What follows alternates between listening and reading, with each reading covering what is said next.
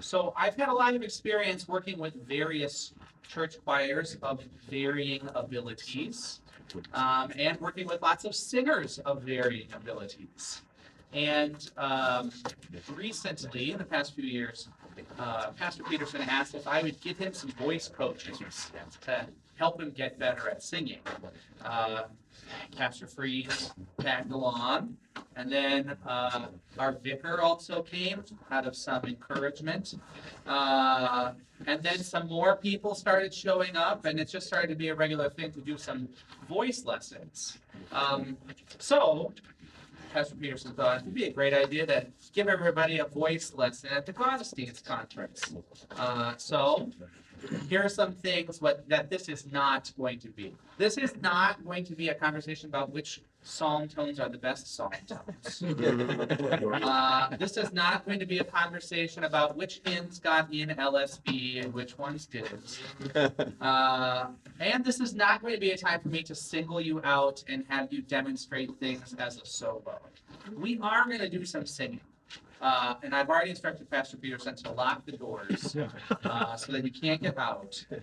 But it's going to be hopefully a time for us to talk about singing in the church, talk about our individual singing and how we can improve it, and then some ways that we can apply it to our congregations. So let's start with a quick poll before we do any singing. How many of you have been in a choir before? Ooh, this is good. This is good. Well, we're about to make it 100% of you raising your hands. Because you're going to be a choir right now. So I'm going to ask you to stand up. I know, it should be up on the stage now. Okay, and then can you stretch up? I love these calisthenic things. Lean over to this side. It's the only time this group leans to the left. Lean to the right. And back up. And you can let your arms down. I have to tell the children, don't touch your neighbors. Roll your shoulders forward. Roll them backwards. Breathe in through your nose. Push out through your mouth. Yeah, okay, right. So I'm going to do silly things, and you're going to do them too. If we all do them together, it's fine.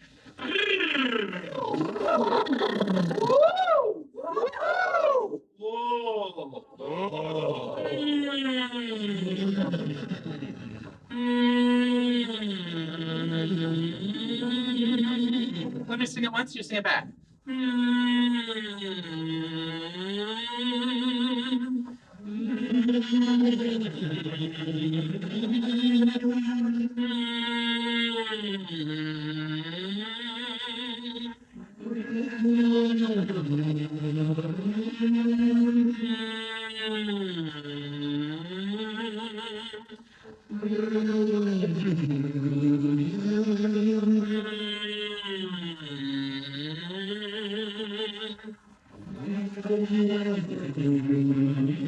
All right, this is good. You're matching pitch pretty well, better than what I was expecting. All right, so how about this? Sing ya ya ya ya ya.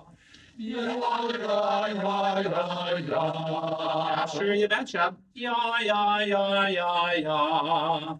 Ya ya ya ya ya. Ya ya ya ya ya.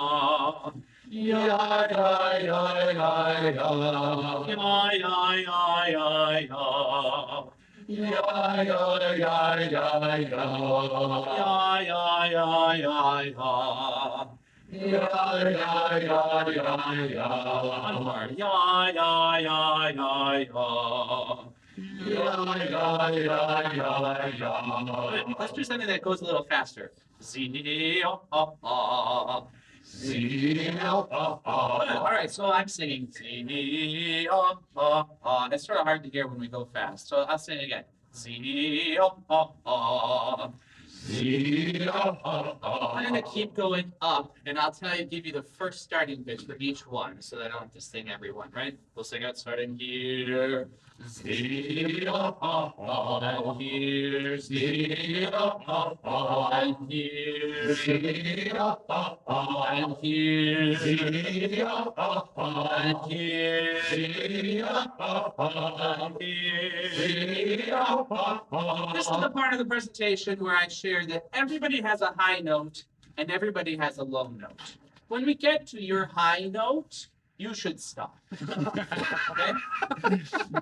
And some people will keep going, and that's okay. Let's do that same one. Zee, oh, oh, oh, your turn. Zee, oh, oh, oh, and here. Zee, oh, oh, oh, and here. Zee, oh, oh, oh, and here. Zee, oh, oh, oh, and here. Zee, oh, oh, oh, more. Zee, oh, oh, oh. Good. All right.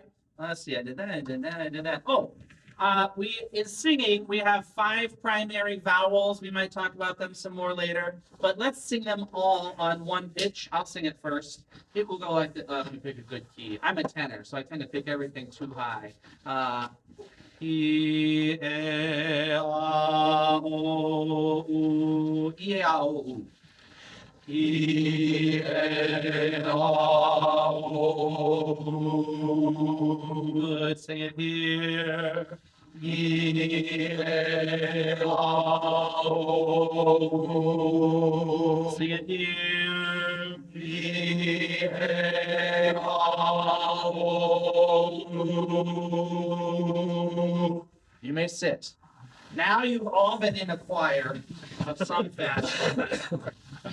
Okay, so I asked the poll of how many people have been in choir. How many of you would say that you enjoy singing? Please note that the question is not, I am good at singing. It's, I enjoy singing. Oh, this is good. Very good. Okay, imagine that some people might not enjoy singing. And for those kind of people who might not enjoy singing, why do you think they would say that they don't enjoy singing? They think they're tone deaf. They think they're tone deaf. That is a common opinion and a much less common actual occurrence. But yes. What's that? They've been told they're no good. They've been told they're no good. How many of you had somebody at some point in your life tell you, don't sing that note or don't sing at all? Yeah. Shame on whoever told you that. I was just told if I get to my high note, stop singing.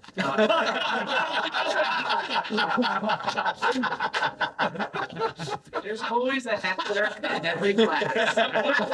And his name is Peterson. Dave's fault.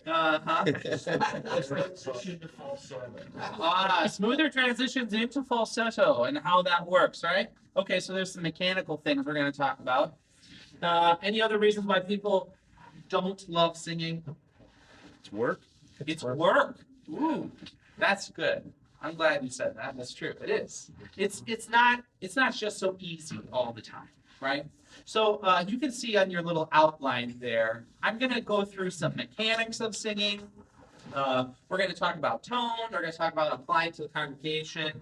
We're going to sing the verba. We're going to talk about psalmody, and then I'm going to talk about some problems that we might encounter in singing. Some of these issues of why people don't want to sing, and we'll address some of them to whatever extent we can here. When Pastor Peterson came up with the great idea that I should do this presentation, he said, you should do it twice. You should do it once, like the 101 basics of singing level, and then, some people might choose to go to that, and then you can do the advanced session, and some people might choose to go to that, because there are going to be people of different, ability levels. And I said, that sounds good, and then you schedule it for everybody to do all the sessions all the time. So you're going to get everything. I'm going to try and have sort of a 101 level, 102 level, and sometimes I get in the weeds on some tangents and I just go down the rabbit hole. So I'm going to try not to do that. But we'll try and cover all these things. And then later today, we'll cover some of the same things in a more in-depth way. And I have a feeling that some of the problems of singing are going to require some more time, effort, and energy for us to address. So that'll be part of our focus later on today. All right, so let's see. We talked about enjoying singing and why people might not enjoy singing. The let's get into some of the mechanics of how we sing. Now, you did just do some singing, so we should be clear that that was good. And your singing so far, I'm not kicking any of you out of the class, all right? You're all still in the choir. There are things that we can do to make our singing better. And I think one of the problems that we face is that people think that they aren't good at it. And so therefore, I'm not going to do it. But the thing is, singing is like any other activity. If you don't do it, you're not going to get any better at it, right? I'm not very handy. So if I don't buy any tools, I won't make any mistakes with any building projects. I also won't get any better at being handy, right? So to some extent, we need to sort of put ourselves out there and try some things. So I'm going to have you stand up again. And I'm not going to make you do any singing, and it won't take very long. All right, this won't be a lot of up, down, up, down. That's upstairs. All right, so you stand up. That's upstairs. Yeah, we should talk about the proper posture for kneeling. Never mind. Okay. So one thing that we like to think about is, what does standing with good posture look like? So can you just show me what standing with good posture looks like? Some of you have been told some things along the way, and I might need to undo some of those things that you've been told. I like to stand with my feet a comfortable distance apart when I sing. The reason being, if they're right next to each other, we have a tendency to do this a little bit. You might fall over. If they're too far apart, you look like you're a sumo wrestler or something. So you just want your feet a comfortable distance apart from each other. I also like to have one foot slightly in front of the other because it helps with my balance, and I'm not gonna go anywhere. I feel grounded. If you were to draw, can I use this thing? If you were to draw, I've never had so many cameras pointed in my direction. I wonder how this will fit into Pastor Peterson's presentation on digital minimalism. If you were to draw what a side view of good posture looks like, well, this is pretty close, actually. Typically, we see somebody's head, and here's the stick figure, right? And here are their legs, and here are their arms, right? I'm decent at singing. I'm really bad at the fine arts of drawing. But if you actually think about your spine, right?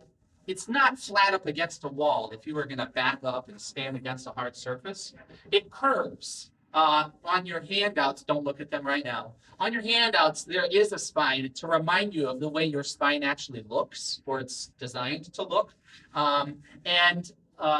We have to remember that we're not supposed to be overly rigid. And lots of times in choir, in marching band, which I was in way back in the day, right? We're told to stand up straight and it looks a certain way and it's very tense, right?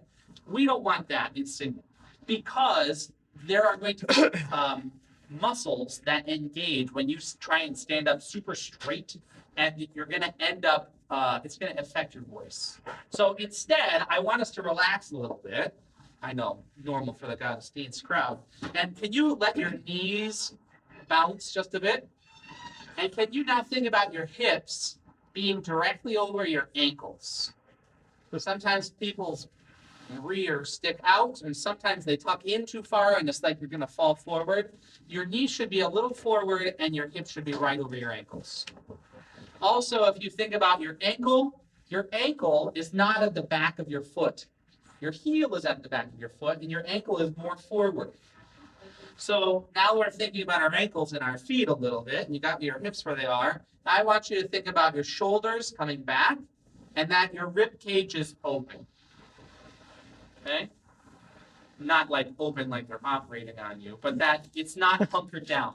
Again, to digital minimalism, we spend a lot of time like this on our phones or like this on a keyboard.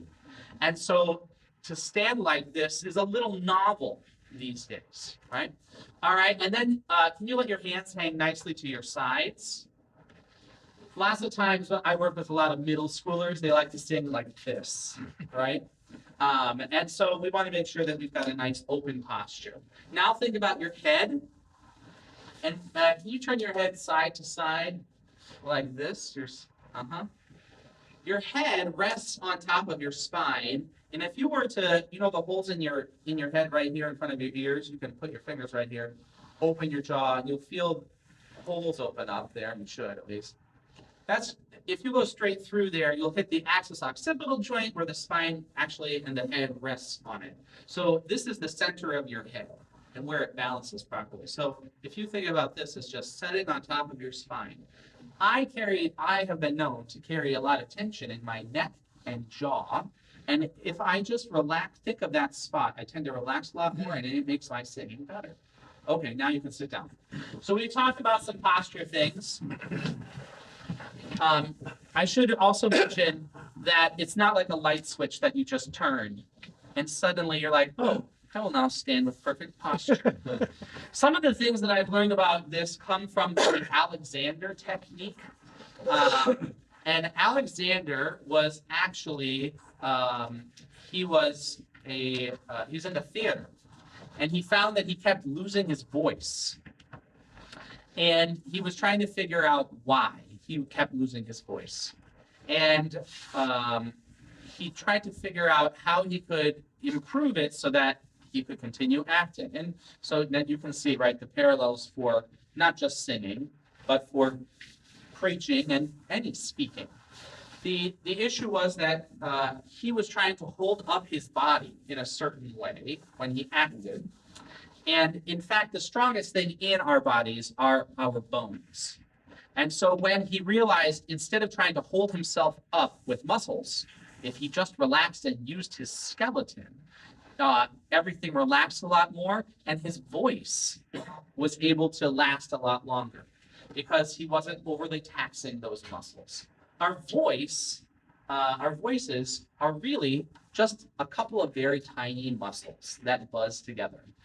And there's other things that go together in how we control those muscles. But as we're thinking about all of these things, we're looking for relaxed singing. And we want to give you also the ability to control what your voice is able to do. And if you're able to get your frame set, right, then you're going to be more successful singing. Are you with me so far? Okay, good. All right, so we talked a little bit about posture. Let's talk about breathing. Hopefully all of you are proficient at breathing. Yes, okay. I don't even have to think about it. Yeah, I know. And what I'm about to say is going to ruin that for you. We tend not to think about our breathing a lot, and we actually tend to breathe pretty poorly. In singing, we need to use a lot more breath than we do in our regular day-to-day living. And we also tend to breathe in a pretty benign, unengaged way. But if I were to tell you to think about taking a big breath, do it. Take a big breath. Now, let it out. Now, one thing that people tend to do, I'm going to over-exaggerate, is that they tend to breathe like this. Right? And you see it right here? This all raises up, and there's tension. Now, if you've been in choir, you've probably been told at some point to take a big, low breath. Anybody heard that before? Yeah. Okay. And what does that really mean? Well, that really means is that we don't want this to move. We want our rib cage to be open and mostly stationary. We'll talk a little bit about some of the exact muscles later, but the idea here is that we are going to be displacing organs, not the kind that contemplates, the other kind of organs, right? We're going to be moving our internal organs lower, and so our lungs can fill, and therefore it will look like your gut is sticking out. So getting teenage girls to do this exercise is a joy. Right? So imagine now that you're going to breathe in through your nose and that your gut is going to come further out. Breathe in. Now, this is all open. This is full of air, and we're ready to sing. You can let it out, sorry. Some people were holding it that whole time. So I think it's important that we make sure that we've got ourselves set up for success by having our skeleton ready, having our breath ready, right? This is like the motor that we're going to need, our gas tank, if you will, right? And now then we get to sort of go into the mechanics of what's going on in our throats. There's all sorts of terminology. Different people say different things. And I might use some of them interchangeably just to try and keep everybody on the same page here. But lots of times people say vocal cords. I'll tend to say vocal folds because that's what they said in graduate school. But it's the same idea. And actually, okay, this is a time when you can look on your handout. Let's see, where should it be? Oh, the bottom of that second page there. So there's the breathing diagram. But then here, here's a drawn picture of vocal folds. Note that it says here is the front. Every time when you find pictures of stuff, it looks like it's turned around sometimes because of the way they go in and they scope people. But so imagine that the top here is the front of your throat, okay? And you see the vocal folds there that is pointing to those muscles. There's cartilages there, and the bottom line is that on one side they look a little closer together, on the other side they look further apart. When you breathe in, they're open. Everything's getting past there. When you sing, speak, anytime you're making pitch, they are closed and buzzing together. So if you flip over to the next page, some of these pictures are, well, okay. They're vocal folds, I promise. This is showing the phases of singing a note, right? This is a note and how your vocal folds come together and are apart. And you can imagine them buzzing together. And if we were to just hear them without our throats and our mouths, it would sound weird. It would sound like waxed paper on a kazoo without the pitch of the kazoo. So that's the little tiny muscles. They're about this big inside your throat.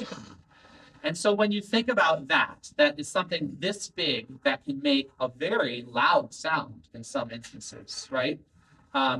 We also have to be careful with how we use these tiny muscles because they can be pretty fragile.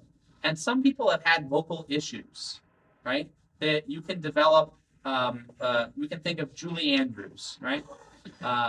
And Julie Andrews, Sound of Music, you're all with me still, right? Right, and she developed vocal nodes. And vocal nodes are where there are calluses that build up on those tiny muscles.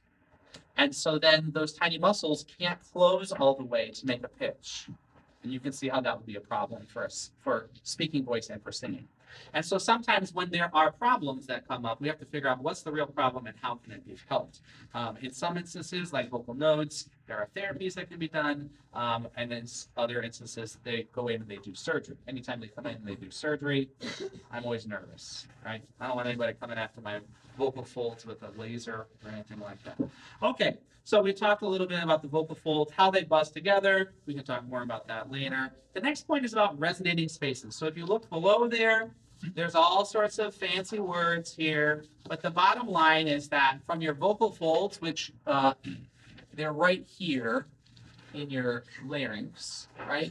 Everything beyond there is a resonating space. So I told you that if you heard those vocal folds buzzing together, it would sound like wax paper, or like when you used to take 2 blades of grass and blow in between there. That's what it would sound like, right? And so everything beyond there is what determines pitch and tone and shape of how we get things to sound beautiful. Go from that terrible buzzy sound to lovely singing. So there are lots of things that we can manipulate. And so now we get into some of the things that I'm going to make you think about things that you're going to be thinking so hard about them that then you might mess up, actually, right? You're gonna overthink things. But I think you have to know some of the technical mechanics of it so that you can make decisions. And eventually you'll get in the habit of using your muscles in a certain way, and it'll just be second nature. And you won't think about it, just sort of like how you think about breathing. Does that make sense? With me? Okay, good. Nobody's left yet? That's very good. So let's talk about tone. I want us to think now about the warm-ups that we did at the beginning. Why did I do warm-ups? I got you to sing, I got you to stretch. Why did I do those things? Don't all answer at once now. Because they're muscles. Because they're muscles. Good. Right? And so you don't just go to the gym and say, I'm gonna pick up that heaviest thing right now. Right? You're gonna get yourself ready in a certain extent. Other reasons? Embarrassment. Embarrassment. To embarrass you? No, but to get people comfortable with the fact that they made those. Oh, good. Yeah, right. So to get the performance anxiety out of the way, we're all going to be embarrassed and doing silly things together, right? So say, okay, now we've done those things, so now we can go ahead and move on. Yeah, agreed. I think to another extent, there is something about mindset that happens too when we can go through a series of exercises together, all together, right? All doing them. And we let other things go. Right, I work with a bunch of angsty middle schoolers and high schoolers, and they come to rehearsals and they have all of the weight of the world on their shoulders. Clearly, their boyfriend, girlfriend just broke up with them and all is lost. And yet they still come together for singing, and there has to be some disconnect from the rest of the world that they do so that they're not thinking about those things anymore. And instead they're in the mindset of being ready to sing.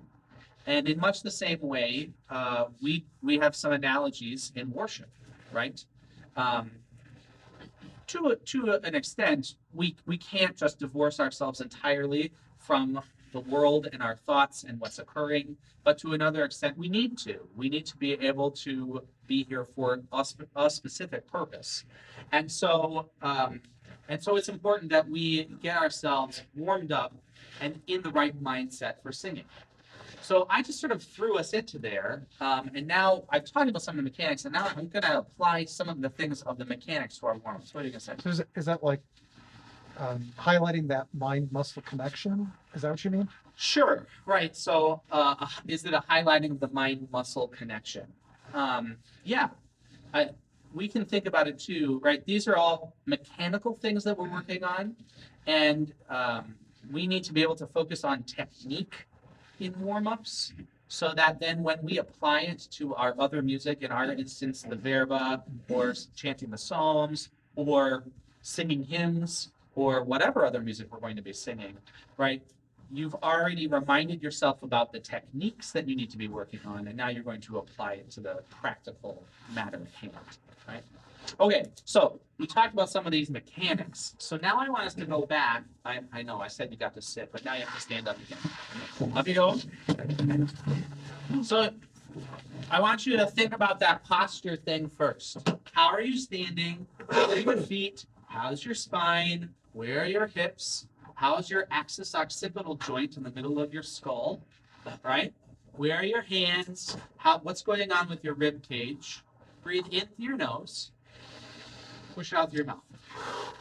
You already look like a better choir. I'm just going to tell you from this view. You already look better. Now, I was going to do the exact same warm-ups, which means I should look at my piece of paper when I said I just kind of. Okay, right. All right, so then I went.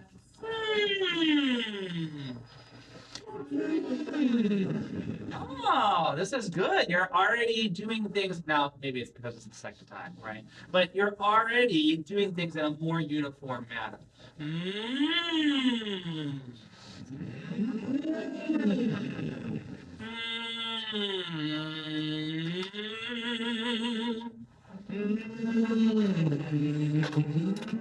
Good. I'm also going to use this as a little instructional time. In those resonating spaces that we talked about, if you were going to, don't look at your handout, but if you were going to look at your handout and the space that the tongue takes up in your mouth is huge, right?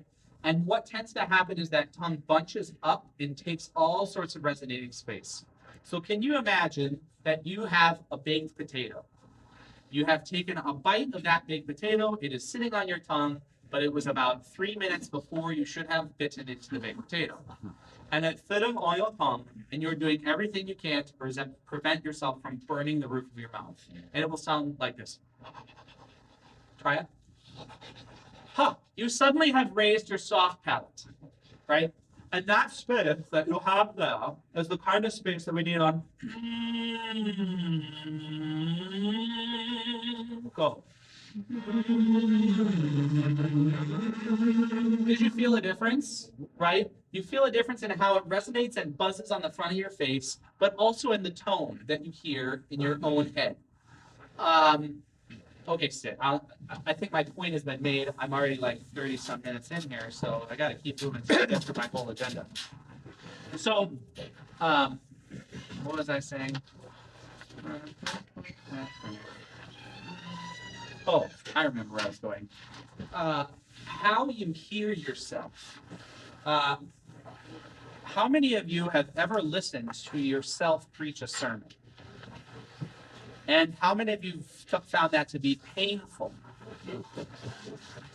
Hopefully not in content. But one of the things that can be painful for us is like, I sound like that, right? It sounds way different to our ears than it sounds to your ears. And that's okay. I remember one of the first recordings, I listened to myself sing and I went, oh no, I can't be a music major. This is not going to work. I'm like, no, it's okay. It's okay. I think we have a notion of how things are resonating in our own heads. But when we step away from ourselves and we actually hear it, it sounds better, right? And to the listener, it sounds better. It's just we're so used to hearing ourselves talk and sing and make noise that stepping away and listening to a recording of ourselves can be jarring. So you might think, that sounds better. Or you might think it sounds different. I'm not sure if it sounds better. And you might listen to yourself, record yourself do that thing, and you're like, I don't know about any of this, Jonathan. And that's okay. I would just encourage you to trust my judgment in my ears right now when I say, as a collective group, it sounded better, right? When you had more resonating space inside your mouth, it sounds better. Okay. I think we should sing a little more. You all have hymnals? You should. And can you turn to 709 in your hymn? Arguably my favorite hymn tune. I mean, it's the most recent one, so it's my favorite. I love this little excerpt. We're only going to sing the first line before we sing the whole hymn. I'll sing it, and you just echo me back. The King of love, my shepherd is. Just that far. The King of love, my shepherd is. Okay, so now there's some things why I love this tune.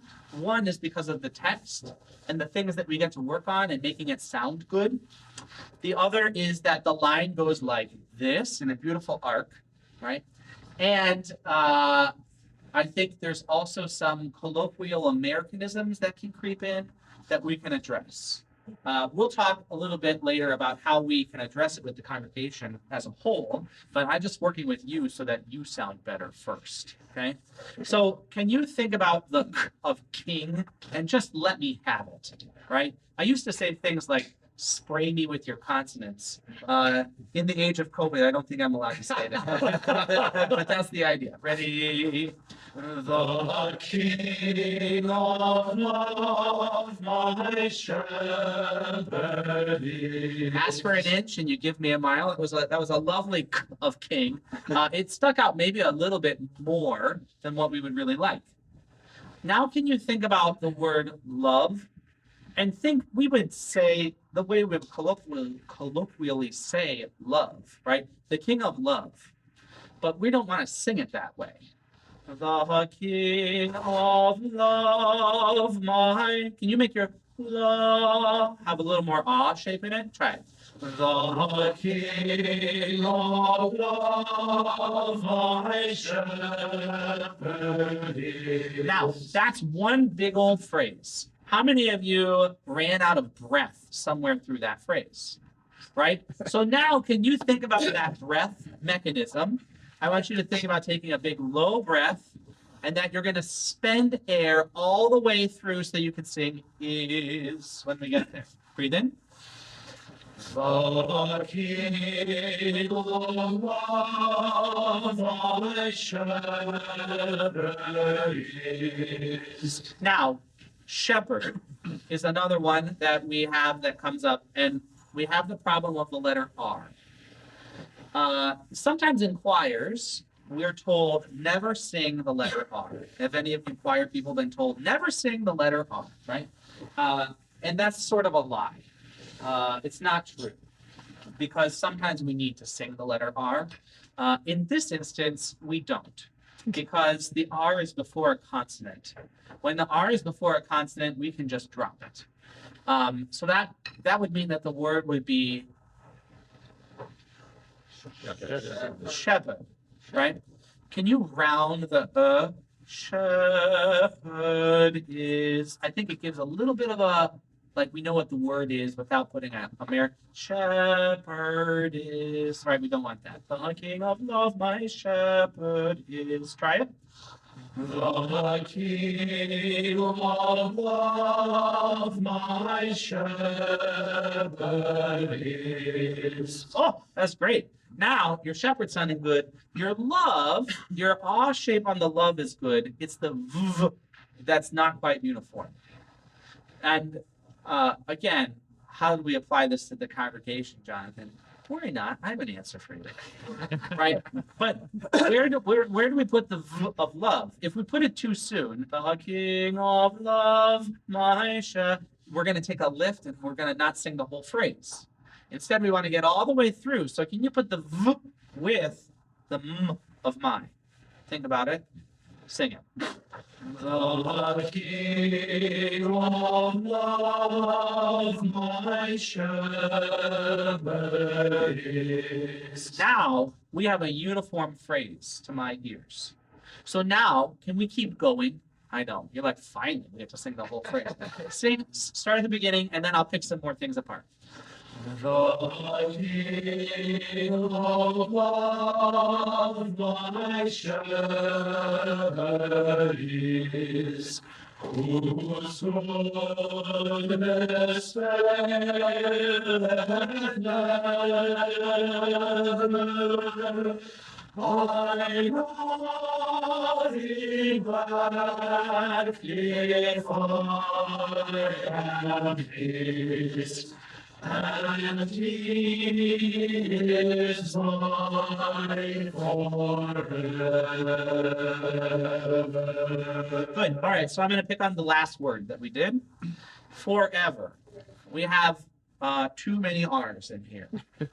Well, okay, it's just the right number of R's. But how do we treat them? Because if we're supposed to never sing the letter R, or we are, and how do we do this, right?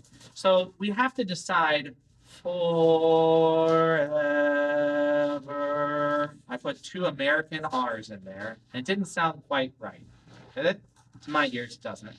Right? So I think we've got to get rid of that first one. Wait a minute. That's forever. That's not going to work either. Right. Well, it's the thank you, Contra. It's the Elmer Fudd version. Yeah. Knowledge is what brings us. Okay. So how do we? I think we have another option for. Can you make it like a flipped R?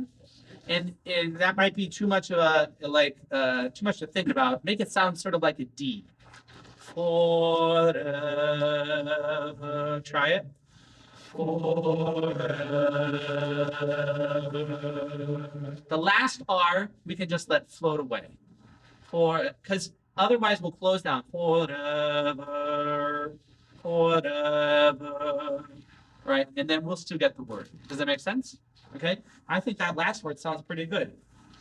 I know nothing that. I love that moment because of the ascent to the high E flat. And I'm a tenor and I love singing high notes. And I think it's great when the whole congregation can be like me and sing high notes. Well, the whole congregation might struggle with it, right? And you might struggle with it. I know nothing that. That tends to be what happens. And did you see what I did? I went like this. I know nothing glad. It might be a vicar that I've worked with. I won't name any names, but it's like this all the time to find notes, right? I'm going to move my head around and find the notes. We want this to mostly stay stable. I nothing lack. Can you sing that phrase and just be mindful of what your head is doing? Ready? I nothing lack. Now maybe you're just getting better because you're working with me. Maybe you realize, maybe you improved. Maybe you didn't sing quite as well, or maybe it's like this number of repetitions, you figured it out, right? But to my ears, that sounded easier to sing, right? So you want to make sure that you're relaxing over the top when we have higher notes. Now, the lack, if I am his, can you just make the consonants speak? Sometimes we get so enamored with sound, right? I nothing lack if I have. We don't get the text as well, right? I nothing lack if I am his. Try it and let the consonants speak.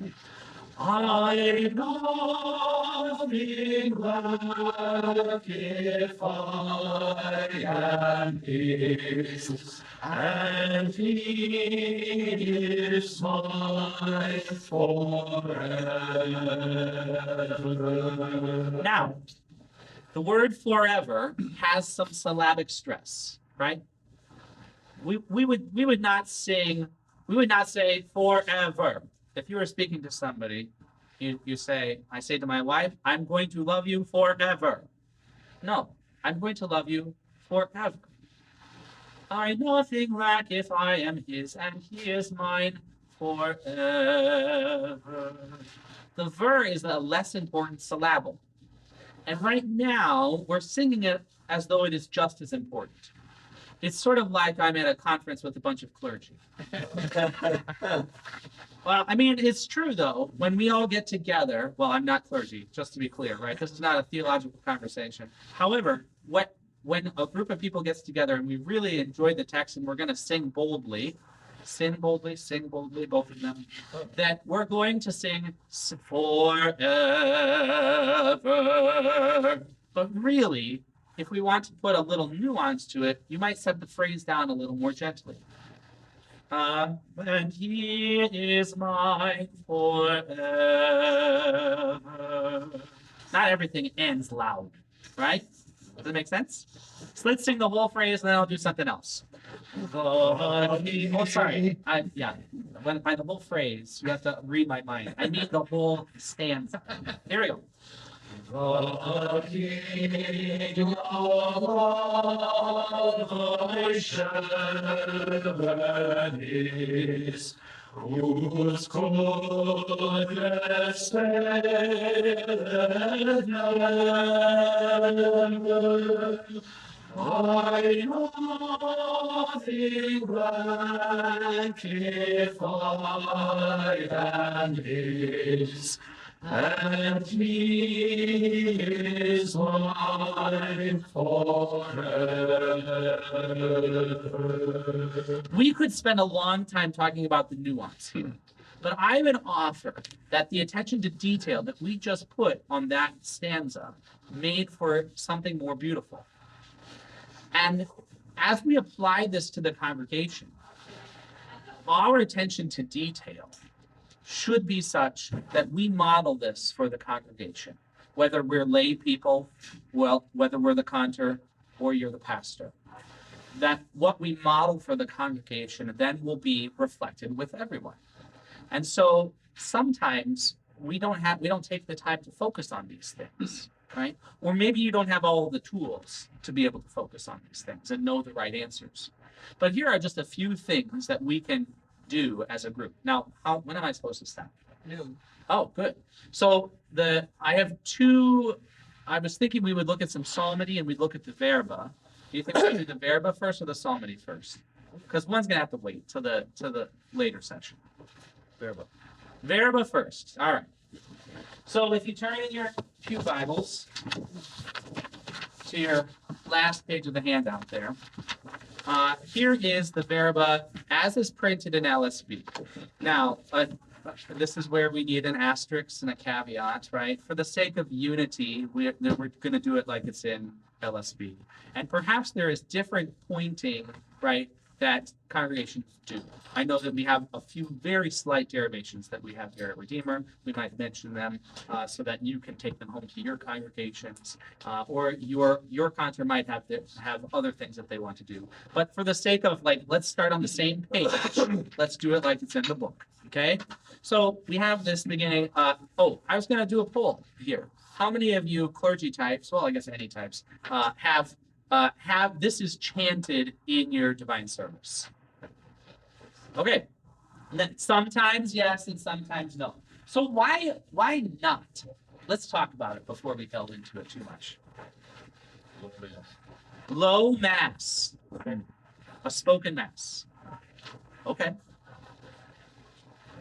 Sometimes the vocal flourish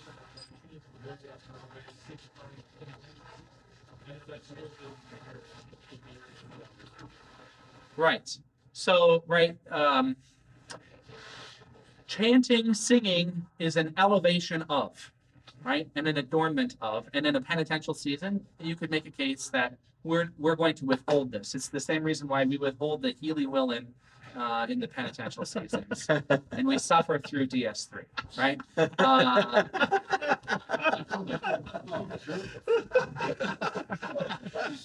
All right, I think that's fair. Why else might you not chant verba? My voice can't handle it that day. My voice can't handle it that day. Thank you. If I had money, I would give you money for having the planted answer I was looking for. There are good days and bad days for singing. There are days when you wake up with a sore throat and you're still going to perform your duties in the congregation. But maybe your singing isn't going to be the greatest. And in that instance, I would say, yeah, don't sing it. If it's going to be a distraction from the words, if you're going to struggle and fumble, you should probably not. You should probably wait until you're feeling better, or you've had more practice, or you've worked with your conter, so that you feel like this is going to elevate the service. If you're going to go into the situation and you're going to mess up, you shouldn't. This is the reason why we practice these things so many times before you leave the seminary and you go out into the world, is so that you're not going to mess up the words of institution. Now, you still might mess up, right? Because maybe you work with me and I get in your head and you're thinking about resonating spaces or diction or how you're going to form that vowel, and then I have caused you to mess up, right? In which case, thanks be to God, we live in grace and we move on, right? So there are times when you shouldn't sing, and I think that's a prime example. Did you have something else? Yeah, as we were taught in Roynig's first year liturgy class, it is better to speak well than to chant bad. Right. And then I would also offer, but if you never do it, you're not going to get better at it. And I do think that it should be a goal. Is it something you're going to say, all right, I'm going to work at it. Next week, I'm going to be ready to go? No. But I do think that it's something that you can work towards and strive. And this is an instance where you can be working with your church musician to improve, right? They should help you. Yep. Sometimes I hear people say there's a difference between singing and chanting. Should we make that distinction or just jettison it? Is there a difference between singing and chanting? And I would say chanting is a form of singing. You can think of it that way, right? You're going to sing a hymn. You're most likely not going to chant a hymn unless it's a hymn that has chant, right? So one of the things that we'll look at in the verba is how it is pointed, and we'll talk about there are reciting tones, right? And this is what sort of differentiates chanting and any other kind of singing, is pacing. So chanting is the way that we take words and we have ornamented them with some pointing.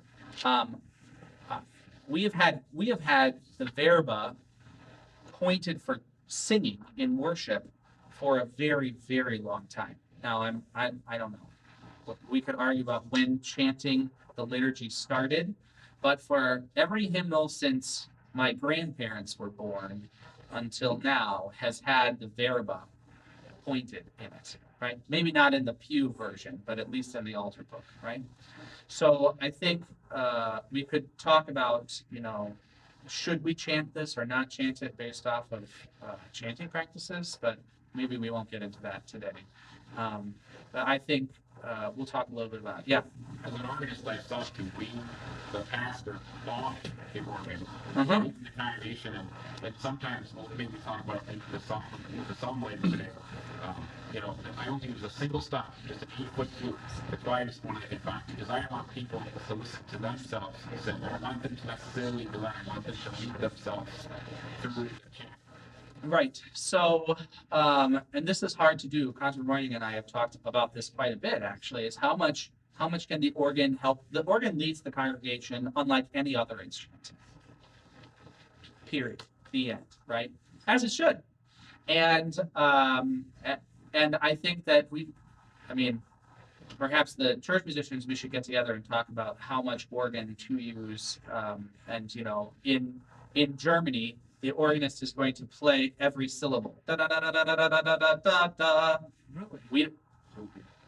Well, yeah. We see how it's done for their attendance numbers, so. Set it out here. I think that how much do we help the congregation? This is I think a good question. How many of you would say that you have a strong singing congregation?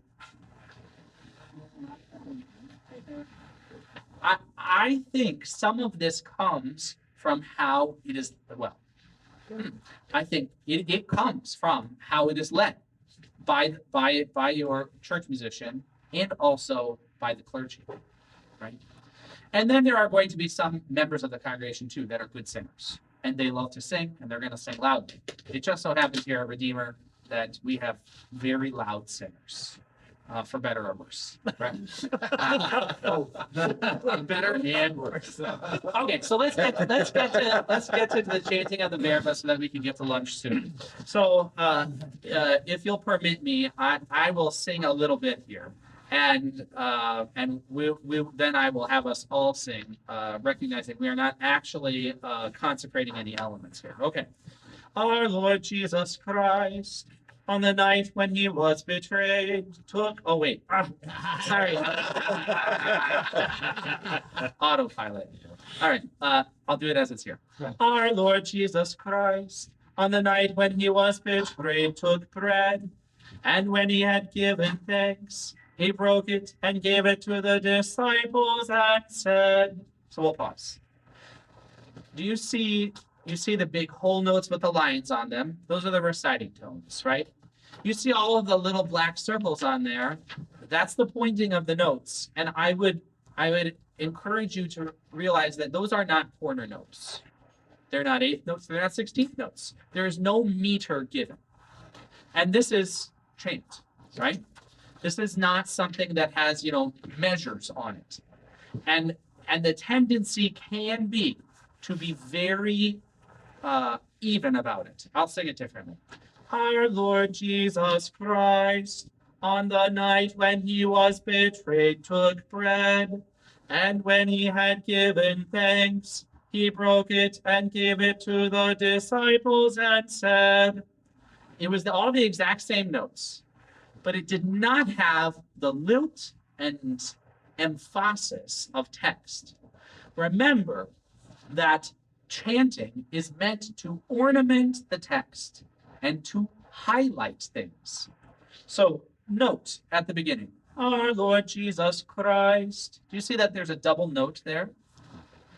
And that there is a little tick mark, which implies we're going to breathe. So that means that when we get to Christ, there is some emphasis given there, and that we're going to take a lift.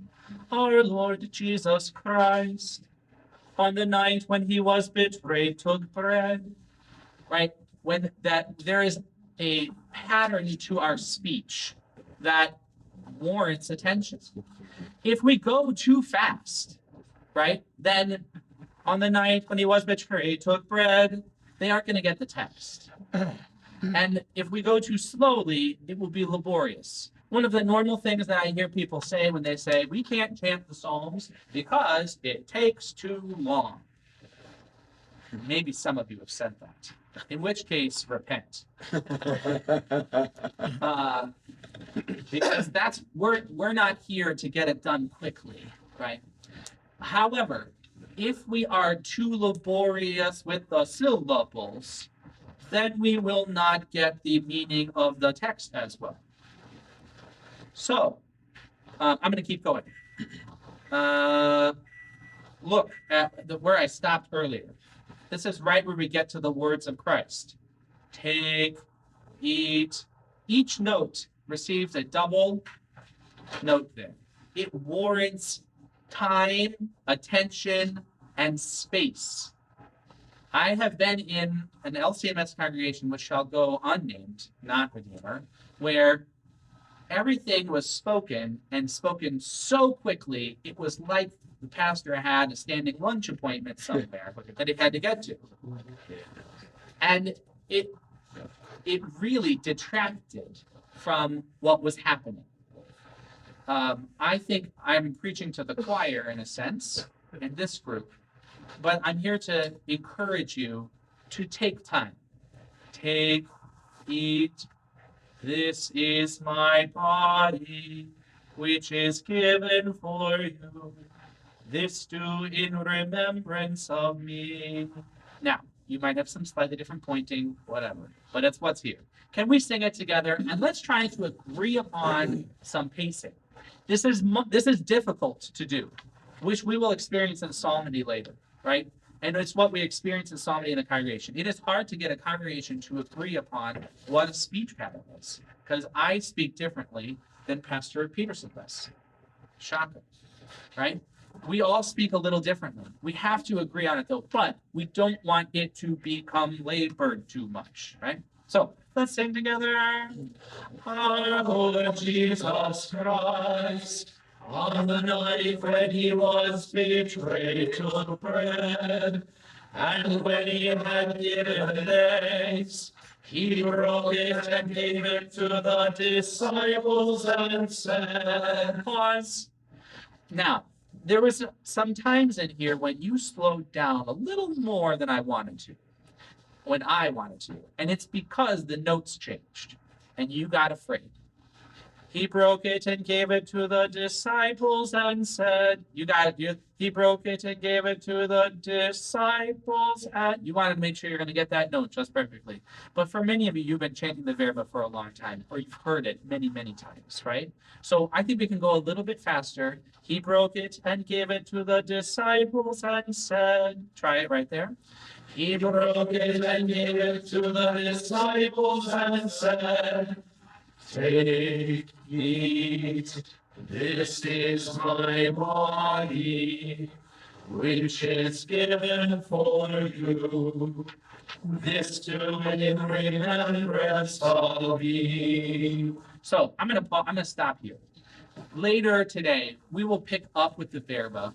We'll talk about ways that we can apply some of our mechanics of singing, some ways to maybe approach some of the pronunciation of text that will help the congregation understand it more clearly. We'll apply it to psalmody, and then we'll also sort of tackle some of the problems that you personally might encounter, or that members of your congregation would encounter with singing, and how we can address them in the best way so that we can have the best singing in our churches. Fair? Yeah. All right. I think, is it time for lunch? It's time for lunch. All right. Then I'm going to stop talking. Thank you.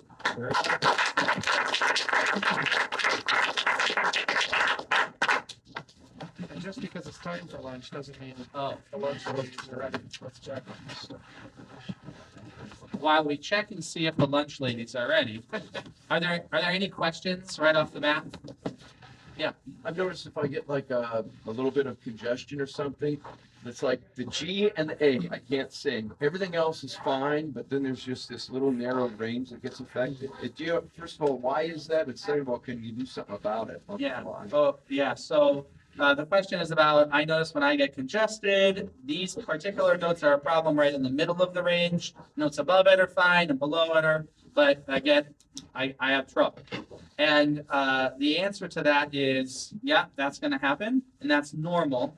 In our registers, we have our chest voice and we have our head voice. And then for Jonathan, we also have a falsetto voice, right? And in between each of those is called the passaggio. Say that word. Passaggio. There we go. Now I've taught you a little Italian, right?